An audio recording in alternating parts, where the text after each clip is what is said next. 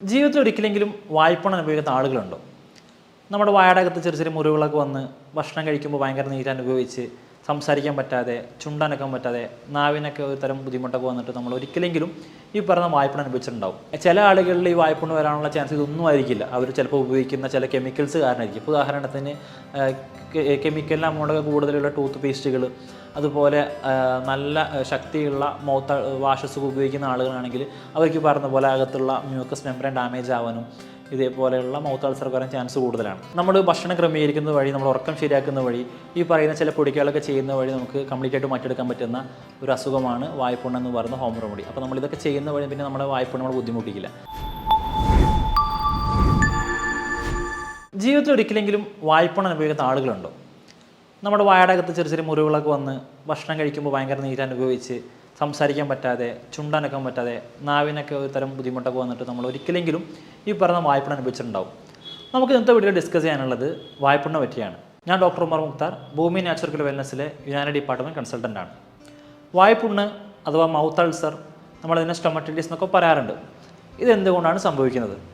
നമ്മുടെ വായയുടെ അകത്തുള്ള ഒരു ലെയറിങ്, ഇന്നർ കോട്ടിങ് ഒരു മ്യൂക്കസ് മെംബ്രെയിനാണ്. മലയാളത്തിൽ തന്നെ ശ്ലേഷ്മസ്തരം എന്ന് പറയും. ഇതിൻ്റെ അകത്തൊക്കെ വരുന്ന ചെറിയ ചെറിയ അൾസറുകളാണ് നമ്മൾ പൊതുവെ മൗത്ത് അൾസർ എന്ന് പറയാറുള്ളത്. മലയാളത്തിൽ തന്നെ വായ്പുണ്ണെന്നും പറയാറുണ്ട്. അപ്പോൾ ശ്രദ്ധിച്ചു നോക്കിയാൽ മനസ്സിലാക്കാൻ കഴിയുന്ന സംഗതി, പൊതുവെ ശരീരപ്രകൃതി ഉഷ്ണം കൂടിയിട്ടുള്ള ആളുകളിലാണ് ഇത് കൂടുതലായിട്ട് കാണുന്നത്. നമ്മളെന്തെങ്കിലും ബോഡി ഹീറ്റ് കൂട്ടുന്ന തരത്തിലുള്ള പ്രവർത്തികൾ ഏർപ്പെടുന്നത് വഴിയോ, അല്ലെങ്കിൽ നമ്മുടെ ശരീരത്തിൻ്റെ ഉഷ്ണം കൂട്ടുന്ന രീതിയിലുള്ള ഭക്ഷണ പദാർത്ഥങ്ങൾ കഴിക്കുന്ന വഴിയായിരിക്കും നമുക്കത് കൂടുതലായിട്ട് കാണുന്നത്.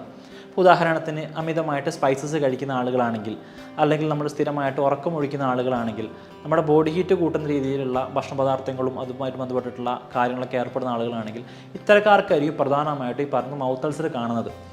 ഇതിൻ്റെ നമുക്ക് അറിയുന്നൊരു സംഗതിയാണ്, വായയുടെ അകത്ത് കൃത്യമായിട്ടുള്ള സ്ഥലങ്ങളിലൊക്കെ ആയിട്ട് വട്ടത്തിൽ ചെറിയ രീതിയിലൊക്കെ ചെറിയ ചെറിയ മുറിവുകൾ, അല്ലെങ്കിൽ നന്നായിട്ട് ചുവന്ന് തടിച്ച് വീർത്ത് വരുന്ന കണ്ടീഷൻസ്.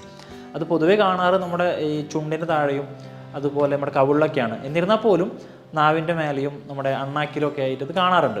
അപ്പോൾ വായ്പുണ്ണ് വളരെയധികം കോമൺ ആയിട്ടുള്ള ഒരു കണ്ടീഷനാണ്. നമുക്കിത് എന്തൊക്കെ തരത്തിലാണ് ഈ പറയുന്ന വായ്പുണ്ണ് കാണുന്നത് നോക്കാം. രണ്ട് തരത്തിലാണ് പ്രധാനമായിട്ടും ഈ വായ്പുണ്ണ് കാണുന്നത്.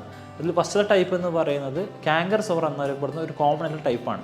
നമ്മൾ സാധാരണ കാണുന്ന വെള്ള നിറത്തിലുള്ള അല്ലെങ്കിൽ മഞ്ഞ നിറത്തിലുള്ള ഒരു ചെറിയ ചെറിയ വട്ടം, അതിന് ചുറ്റുഭാഗത്തും കൃത്യമായിട്ടൊരു ബോർഡർ, അസഹനീയമായിട്ടുള്ള നീറ്റൽ അല്ലെങ്കിൽ നല്ല വേദന, ഇതൊക്കെയാണ് നമ്മൾ സാധാരണ കണ്ടുവരുന്ന കാങ്കർ സോർ എന്ന് പറയുന്ന വായ്പുണ്ണ്. ഇത് നമ്മുടെ കൂടുതലായിട്ടും കാണുന്നത് കീഴ്ചുണ്ടിൻ്റെ താഴ്ഭാഗത്തായിട്ടോ, അല്ലെങ്കിൽ മേൽചുണ്ടിൻ്റെ ഉള്ളിലായിട്ടോ, അല്ലെങ്കിൽ രണ്ട് കവിളിൻ്റെ സൈഡിലോ, അല്ലെങ്കിൽ നാവിലൊക്കെയാണ് ഇത് കാണാറുള്ളത്.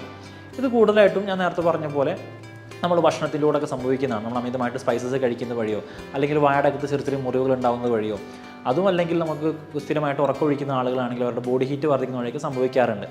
മറ്റൊരു ടൈപ്പ് എന്ന് പറയുന്നത് കോൾഡ് സോറാണ്. ഇത് വ്യത്യസ്തമായിട്ട് ഒരു ബ്ലിസ്റ്റർ ഫോമിലാണ് കാണുന്നത്. നമ്മൾ കുമിളൊക്കെ പൊന്തുന്ന രീതിയിലുള്ള ചെറിയ ചെറിയ കുരുക്കളൊക്കെ പോലെ, മുഖക്കുരു പോലെയൊക്കെയാണ് കാണുക. ഇത് കൂടുതലായിട്ടും കാണുന്നത് നമ്മുടെ ചുണ്ടിൻ്റെ പുറത്തൊക്കെയാണ്. ഇത് പ്രധാനമായിട്ടും കാരണമായിട്ട് പറയുന്നത് HSV എന്ന വൈറസാണ്. ഹെർപ്പസ് സിംപ്ലസ് വൈറസ് എന്ന് അറിയപ്പെടുന്ന ഒരു തരം വൈറസാണ് ഈ പറയുന്ന കോൾഡ് സോർ ഉണ്ടാക്കുന്നത്. ഇതിൻ്റെ ഒരു വ്യത്യസ്തപ്പെട്ടിരിക്കുന്നതെന്ന് വെച്ച് കഴിഞ്ഞാൽ ഇത് കൂടുതലായിട്ടും പുറത്താണ് കാണുക. അതേപോലെ തന്നെ ഇത് മറ്റേത് കൃത്യമായിട്ടൊരു ബോർഡറൊക്കെ ഉണ്ടെങ്കിൽ ഇതിനകത്ത് ഒരു ബോർഡർ ഇല്ല എന്നുള്ളതാണ്. നമ്മുടെ ഈ ചുണ്ടിൻ്റെ മേൽഭാഗത്തൊക്കെ ചെറിയ ചെറിയ ബ്ലിസ്റ്ററൊക്കെ ആയിട്ട് ഇങ്ങനെ കുമിളകളൊക്കെ പോലെ വരുന്ന ഒരു കൂട്ടം അങ്ങനെ കുമിളകളൊക്കെ കാണാൻ കഴിയും. ഇത്തരത്തിലുള്ള ഒരു തരം അൾസർ അല്ലെങ്കിൽ ഒരു വായ്പുണ്ണാണ് ഈ കോൾഡ് സോർ എന്നറിയപ്പെടുന്ന ടൈപ്പ്. നമുക്ക് കൂടുതൽ പരിചിതമായിട്ടുള്ളത് ഫസ്റ്റത്തെ ടൈപ്പായിട്ടുള്ള കാങ്കർ സോർ ആയിരിക്കും. ഇനി നമുക്കറിയാം, ഇത് വന്നു കഴിഞ്ഞാൽ ചില ആളുകൾക്ക് നമുക്ക് ചുണ്ടനക്കാൻ പറ്റില്ല. അപ്പോൾ നമുക്ക് ഭക്ഷണം കഴിക്കുന്ന സമയത്ത് അസഹനീയമായിട്ടുള്ള നീറ്റിലൊക്കെ ഉണ്ടാവാറുണ്ട്. അപ്പോൾ പ്രത്യേകിച്ച് അവർ ഉച്ചയ്ക്ക് കഴിക്കുന്ന കറിയുടെ അകത്തെ പോലെ സ്പൈസസ് ഒക്കെ വരികയാണെങ്കിൽ, പ്രത്യേകിച്ച് മീൻകറിയൊക്കെ കൂട്ടുകയാണെങ്കിൽ, അച്ചാറൊക്കെ കൂട്ടുകയാണെങ്കിൽ ഇതിൻ്റെ തീവ്രത കൂടുതലായിട്ട് കാണാൻ കഴിയും. നാവിനകത്തൊക്കെ വരികയാണെങ്കിൽ സംസാരിക്കാനുള്ള ബുദ്ധിമുട്ടുകൾ ഉണ്ടാവും. അല്ലെങ്കിൽ അണ്ണാക്കിലൊക്കെ ആണെങ്കിൽ വെള്ളം കുടിക്കാനൊക്കെയുള്ള ബുദ്ധിമുട്ടുകളും സംസാരിക്കാനുള്ള പ്രയാസങ്ങളൊക്കെ നമുക്ക് കാണാറുണ്ട്. വളരെ കോമൺ ആയിട്ടൊരു ഡിസീസും കൂടിയാണ്. എന്നാൽ ചില ആളുകൾക്ക് ഇത് സ്ഥിരമായിട്ട് വന്നുകൊണ്ടിരിക്കും. അവരാണെങ്കിൽ എത്ര മരുന്ന് കഴിച്ചിട്ട് ഇത് മാറുന്നുണ്ടാവില്ല. അപ്പോൾ ഇത് എന്തുകൊണ്ടൊക്കെയാണ് പ്രധാനമായിട്ട് കാണുന്നത്? എന്നാൽ നേരത്തെ പറഞ്ഞ പോലെ ചില ആളുകൾക്ക് അവരുടെ ഭക്ഷണ രീതി കൊണ്ടോ, അല്ലെങ്കിൽ അവരുടെ ജീവിതശൈലി കൊണ്ടൊക്കെ ഇത് കാണുന്നത്. എന്നാൽ ഞാൻ രണ്ടാമത് പറഞ്ഞിട്ടുള്ള കോൾഡ് സോർ പോലത്തെ ഈ ഹെർപ്പസ് സിംപ്ലസ് വൈറസ് കൊണ്ടൊക്കെ സംഭവിക്കുന്ന അസുഖങ്ങളൊക്കെ ആണെങ്കിൽ അതൊരു പക്ഷേ ഇതൊരു ഇൻഫെക്ഷൻ കൊണ്ട് സംഭവിക്കാറുണ്ട്. ഈ വൈറൽ അറ്റാക്ക് ഒരു രോഗിയിൽ നിന്ന് മറ്റൊരു രോഗിയിലേക്ക് പരക്കാനും അതുവഴിയൊക്കെ സംഭവിക്കാനുള്ള ചാൻസ് കൂടുതലാണ്. അപ്പോൾ നമ്മൾ ഓൾറെഡി ഈ രണ്ടാമത്തെ ടൈപ്പ് വായ്പുണ്ണിനുള്ള കോൾഡ് സോറൊക്കെ ഉള്ള പേഷ്യൻസിൻ്റെ ഉപയോഗിച്ച സാധനങ്ങൾ നമ്മൾ ഉപയോഗിക്കുന്നത് വഴി, അല്ലെങ്കിൽ അവർ കുടിച്ച കപ്പിൽ നമ്മൾ വെള്ളം കുടിക്കുന്നതൊക്കെ വഴിയൊക്കെ നമുക്കിത് പരക്കാനുള്ള ചാൻസ് കൂടുതലാണ്. ചില രോഗികളിൽ ഈ പറയുന്ന വായ്പുണ്ണ് കാണാനുള്ള റീസണായിട്ട് പറയുന്നത് സ്ട്രെസ്സാണ്. ഇത് ബോഡി ഹീറ്റുമായിട്ട് ബന്ധപ്പെട്ട് നമുക്ക് ചേർത്ത് വായിക്കാവുന്ന സംഗതിയും കൂടിയാണ്. നമ്മൾ ഒരുപാട് ആങ്സൈറ്റി, ഡിപ്രഷനൊക്കെ ഉള്ള അല്ലെങ്കിൽ ഒരുപാട് മാനസികപരമായിട്ട് നമ്മൾ ഭയങ്കര വീക്കാണെങ്കിലൊക്കെ അവർക്ക് ഈ പറയുന്ന ഒരു വായ്പുണ്ണിൻ്റെ ഇൻറ്റൻസിറ്റി കൂടുന്നതായിട്ട് കണ്ടിട്ടുണ്ട്. ചില ആളുകളിൽ ഈ വായ്പുണ്ണ് വരാനുള്ള ചാൻസ് ഇതൊന്നും ആയിരിക്കില്ല. അവർ ചിലപ്പോൾ ഉപയോഗിക്കുന്ന ചില കെമിക്കൽസ് കാരണമായിരിക്കും. ഇപ്പോൾ ഉദാഹരണത്തിന് കെമിക്കലിൻ്റെ അമൗണ്ടൊക്കെ കൂടുതലുള്ള ടൂത്ത് പേസ്റ്റുകൾ, അതുപോലെ നല്ല ശക്തിയുള്ള മൗത്ത് വാഷസ് ഉപയോഗിക്കുന്ന ആളുകളാണെങ്കിൽ അവർക്ക് പറഞ്ഞ പോലെ അകത്തുള്ള മ്യൂക്കസ് മെംബ്രെയിൻ ഡാമേജ് ആവാനും ഇതേപോലെയുള്ള മൗത്ത് അൾസർ വരാൻ ചാൻസ് കൂടുതലാണ്. എന്നാൽ ചില പേഷ്യൻസിന് ഇതൊന്നും ആയിരിക്കില്ല കാരണങ്ങൾ. അവർക്ക് ഈ നേരത്തെ പറഞ്ഞ പോലെ ലൂപ്പസ് പറയുന്ന എന്ന് പറഞ്ഞിട്ടുള്ള വല്ല സ്കിന്നിൻ്റെ ഇൻഫെക്ഷൻസ് കൊണ്ടായിരിക്കും, മറ്റു പല കാരണം കൊണ്ടും സ്കിന്നിൻ്റെ എന്തെങ്കിലും ഡാമേജ് കൊണ്ടൊക്കെ സംഭവിക്കാറുണ്ട്.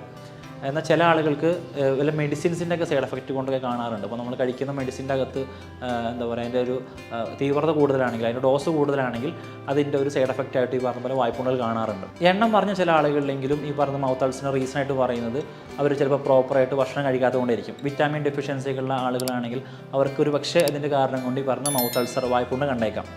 ചില ആളുകൾക്ക്, ചില സ്ത്രീകളിലാവട്ടെ, അവർക്ക് വരുന്ന മെൻസ്ട്രൽ ഡിസോർഡർ കൊണ്ട് ക്രമം തെറ്റിയിട്ടുള്ള ആർത്തവങ്ങൾ കാരണം ഈ പറഞ്ഞ വായ്പുണ്ണ് കണ്ടേക്കാം. ഇത് വളരെ കോമൺ ആയിട്ട് കാണുന്നതല്ല. കൂടുതലായിട്ട് നമ്മൾ കാണുന്നത് സ്പൈസസ് പോലത്തെ എരിവുകൾ കൂടിയിട്ടുള്ള ഭക്ഷണം കഴിക്കുന്നതുകൊണ്ടോ നമ്മൾ ഉറക്കമൊഴിക്കുന്നതുകൊണ്ടൊക്കെ ആയിരിക്കും. ഇനി നമുക്കിത് എങ്ങനെ സിമ്പിളായിട്ട് മാനേജ് ചെയ്യാൻ പറ്റും നോക്കാം. ഞാൻ നേരത്തെ പറഞ്ഞ പോലെ സ്പൈസസ് ഒരുപാട് കഴിക്കുന്ന ആളാണെങ്കിൽ, ഒരുപാട് എരിവുള്ള ഭക്ഷണം കഴിക്കുന്ന, അച്ചാറൊക്കെ പോലത്തെ അല്ലെങ്കിൽ മസാല കൂടുതൽ കഴിക്കുന്ന ആളുകളാണെങ്കിൽ ഇതിൻ്റെ അമൗണ്ട് കുറക്കുന്നത് വഴി ഇത് ഗ്രാജുവലായിട്ട് മെല്ലെ മെല്ലെ ഈ പറയുന്ന വായ്പുണ്ണിൻ്റെ പ്രശ്നം അവരിൽ നിന്ന് വിട്ടുപോകുന്നതിന് കാണാൻ കഴിയും. അല്ലെങ്കിൽ നന്നായിട്ട് വെള്ളം കുടിക്കുന്ന വഴി.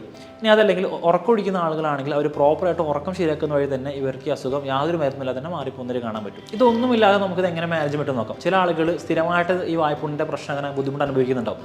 അവർ ചിലപ്പോൾ വായ്പുണ്ണിന് മെഡിസിൻ എടുത്ത് ഒരു 1-2 ദിവസം കഴിയുമ്പോൾ പിന്നെ വായ്പുണ്ണ് വന്ന് അവർക്ക് ഭക്ഷണം കഴിക്കാൻ പ്രോപ്പറായിട്ട് പറ്റുന്നുണ്ടാവില്ല, അല്ലെങ്കിൽ അവർക്ക് സംസാരിക്കാൻ പറ്റുന്ന ബുദ്ധിമുട്ടുണ്ടായിരിക്കും.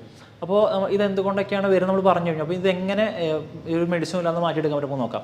നമ്മുടെ വീട്ടിൽ കാണുന്ന തുളസിയുടെ ഇല, ഒരു നല്ല വലിയ ഇലയൊക്കെ നോക്കിയിട്ട് ഒരു 10-15 ഇല പൊട്ടിച്ചെടുത്ത് നന്നായിട്ട് കഴുകി രാവിലെ വെറും വയറ്റിലോ അല്ലെങ്കിൽ ഭക്ഷണത്തിന് ശേഷമോ നന്നായിട്ട് ചവച്ചരച്ച് അതിൻ്റെ നീരൊക്കെ വയടകത്താക്കി ആ ഇല കഴിക്കുന്നതൊക്കെ ചെയ്യുന്നത് വഴി നമുക്കൊരു 1-2 ആഴ്ച ഇത് പ്രോപ്പറായിട്ട് ചെയ്യുകയാണെങ്കിൽ കംപ്ലീറ്റ് ആയിട്ട് ഈ പറയുന്ന വായ്പുണ്ണിൻ്റെ പ്രശ്നം നമുക്ക് മാറ്റിയെടുക്കാൻ പറ്റും. ഇതൊരുപാട് പരീക്ഷിച്ച് വിജയിച്ചിട്ടുള്ള ഒരു ഹോം റെമഡി കൂടിയാണ്. അപ്പോൾ പ്രോപ്പറായിട്ട് നമ്മൾ ഈ തുളസിയുടെ ഇല രാവിലെ നിത്യം കഴിക്കുകയാണെങ്കിൽ ഒരു തുടർച്ചയായിട്ട് 1-2 ആഴ്ച ചിലപ്പോൾ ചെയ്യേണ്ടി വന്നേക്കാം. പക്ഷേ അങ്ങനെ ചെയ്യുകയാണെങ്കിൽ പോലും നമുക്ക് കൃത്യമായിട്ട് മാറ്റിയെടുക്കാൻ പറ്റും. എന്നാൽ ഇനി ഇതല്ലെങ്കിൽ നമുക്ക് ചെയ്യാൻ പറ്റുന്ന മറ്റൊരു ഓപ്ഷനാണ് ആലം എന്ന് പറയുന്ന സ്ഫടികകാരം. നമ്മൾ പൊതുവെ പണ്ടത്തെയൊക്കെ ബാർബർ ഷോപ്പിലൊക്കെ പോയി കഴിഞ്ഞാൽ ഒരു ആഫ്റ്റർ ഷേവിന് ശേഷം ഒരു കല്ല് വെച്ച് ഉരക്കാറുണ്ട്. ആ കല്ല് നമ്മൾ പൊതുവെ നമ്മൾ സ്ഫടികകാരം എന്ന് പറയാറുള്ളത്. അപ്പോൾ ഈ ആലം കുറച്ചെടുത്ത് വെള്ളത്തിൽ കലക്കി അത് നമ്മൾ ഗാർഗിളിങ് ചെയ്യുന്നതും വയടകത്താക്കി കൊലുക്കു ചെയ്യുന്നതൊക്കെ ഈ പറയുന്ന മൗത്ത് അൾസറിൻ്റെ ഇമ്പാക്റ്റ് കുറക്കുന്നതായിട്ട് കാണാൻ കഴിയും. ഇനി ഇതല്ലെങ്കിൽ നമുക്ക് വീട്ടിൽ പരീക്ഷിക്കാൻ പറ്റുന്ന മറ്റൊരു ഹോം റെമഡിയാണ് മഞ്ഞളും അതുപോലെ ഉപ്പും കലക്കിയിട്ടുള്ള വെള്ളം കൊണ്ട് ഗാർഗിളിങ് ചെയ്യുന്നത്. നമ്മൾ അത് ആ മഞ്ഞളും ഉപ്പും കൂടി കലക്കിയിട്ടുള്ള വെള്ളം കൊണ്ട് കുലുക്കുഴിയുന്നതാണെങ്കിൽ നമ്മൾ ഈ പറഞ്ഞ പോലെ വായ്പുണ്ണിൻ്റെ തീവ്രത കുറക്കാൻ അത് ഉപകരിക്കും. ഇനി നമുക്ക് ഉപയോഗിക്കാൻ പറ്റുന്ന മറ്റൊരു ഓപ്ഷനാണ് വീട്ടിലുള്ള അപ്പക്കാരം എന്ന് പറയുന്ന ബേക്കിംഗ് സോഡ. ബേക്കിംഗ് സോഡയിൽ കുറച്ച് വെള്ളം ചേർത്ത് ഇത് രണ്ടും പാടെ മിക്സാക്കി ഒരു പേസ്റ്റ് രൂപത്തിലാക്കി വായ്പുണ്ണുള്ള ഭാഗത്ത് പുരട്ടി കൊടുത്ത് അത് ഉണങ്ങി കഴിഞ്ഞാൽ കഴുകി കളയുന്നതും വായ്പുണ്ണിൻ്റെ തീവ്രത കുറക്കുന്നതിൽ കണ്ടിട്ടുണ്ട്. ഇതൊന്നും അല്ലെങ്കിൽ നമുക്ക് വിറ്റാമിൻ സി അടങ്ങിയിട്ടുള്ള ഫ്രൂട്ട്സുകൾ കഴിക്കുന്നതും ഇതിൻ്റെ ഒരു ഇമ്പാക്റ്റ് കുറക്കുന്നത് നമുക്ക് കാണാൻ കഴിയും. നമ്മൾ ഭക്ഷണം ക്രമീകരിക്കുന്ന വഴി, നമ്മൾ ഉറക്കം ശരിയാക്കുന്ന വഴി, ഈ പറയുന്ന ചില പൊടികളൊക്കെ ചെയ്യുന്ന വഴി നമുക്ക് കംപ്ലീറ്റ് ആയിട്ട് മാറ്റിയെടുക്കാൻ പറ്റുന്ന ഒരു അസുഖമാണ് വായ്പുണ്ണ് എന്ന് പറയുന്ന ഹോം റെമഡി. അപ്പോൾ നമ്മളിതൊക്കെ ചെയ്യുന്ന വഴി പിന്നെ നമ്മുടെ വായ്പുണ്ണ് നമ്മൾ ബുദ്ധിമുട്ടിക്കില്ല. അപ്പോൾ ഇതുമായിട്ട് ബന്ധപ്പെടുന്ന സംശയങ്ങളുണ്ടെങ്കിൽ താഴെ കാണുന്ന നമ്പറിൽ ചോദിക്കാം, മെസ്സേജ് അയക്കാം. മറ്റു വീഡിയോ നമുക്ക് വീണ്ടും കാണാം. Thank you.